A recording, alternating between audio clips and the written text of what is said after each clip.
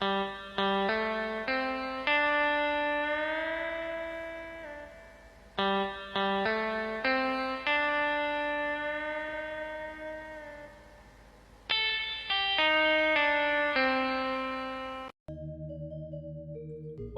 Swastiastu, Om Mawiknamastu Namusidam, Om Siddharastu Tatastu Swaha. Om Manubadrah Kertawiyantu Wiswatah, semoga pikiran yang baik datang dari segala penjuru. Perkenalkan, nama saya Putu Swatnyana dengan NIM 22010010101024, Prodi Pendidikan Agama Hindu semester 6. Video ini saya buat untuk memenuhi tugas mata kuliah Siwa Siddhanta dari dosen pengampu Pak Kadek Yogiarta SPDH MPD mengenai ajaran Siwa Siddhanta. Nah, apa arti Siwa Siddhanta dan mengapa penting memahami ajaran ini? Kata Siwa bermakna paham Siwa, sedangkan kata Siddhanta bermakna ajaran agama. Jadi, Siwa Siddhanta adalah paham yang berisikan ajaran-ajaran dari Tuhan Siwa. Jadi, dapat dikatakan bahwa paksa atau sampradaya itu adalah paham yang berkembang pesat di daerah India Selatan.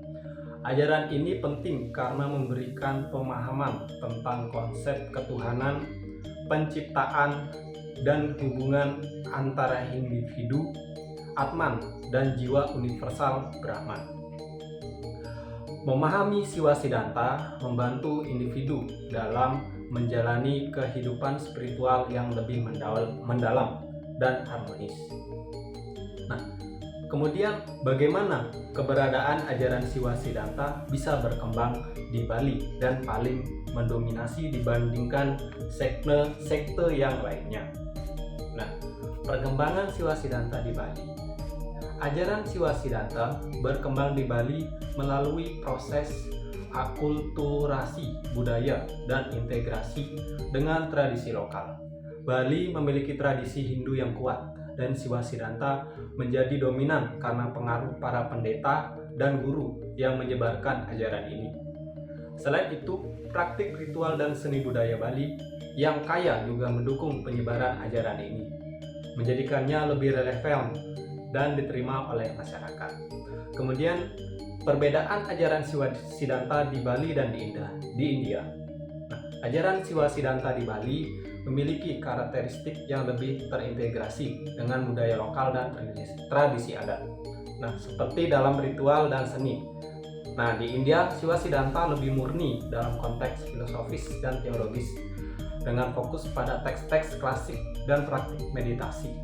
Bali cenderung lebih menekankan pada aspek ritual dan komunitas dalam praktik keagamaan. Kemudian, apa saja sumber-sumber ajaran Siwa Siddhanta itu?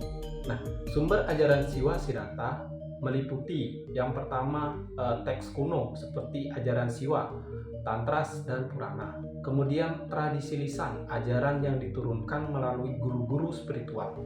Kemudian praktik ritual, upacara, dan perayaan yang dilakukan oleh masyarakat.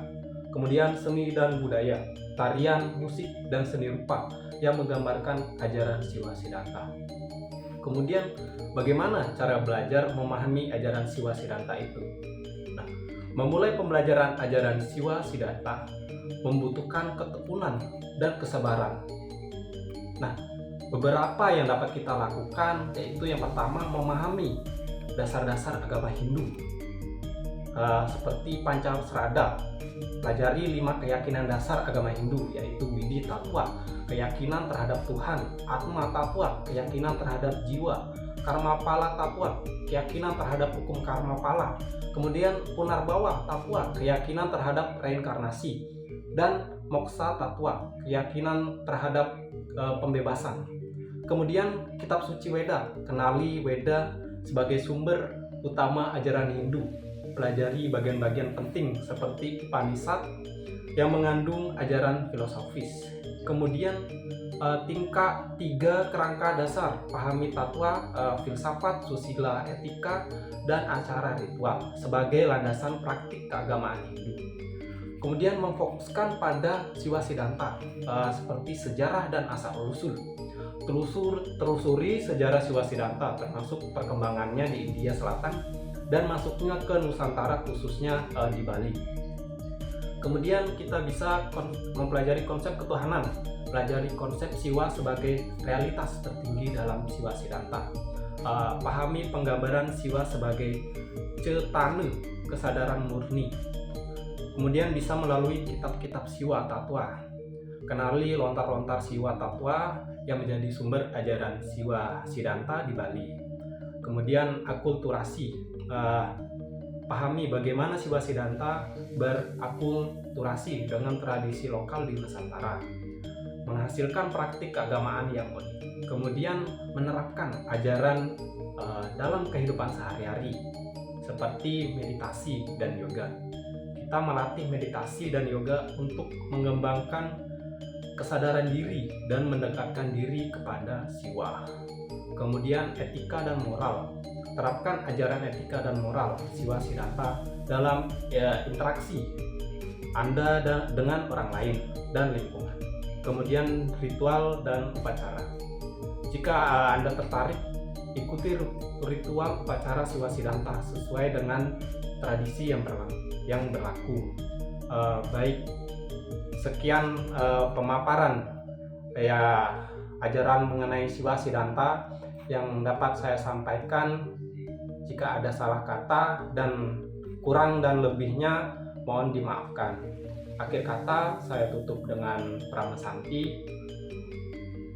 Om Santi Santi Santi Om.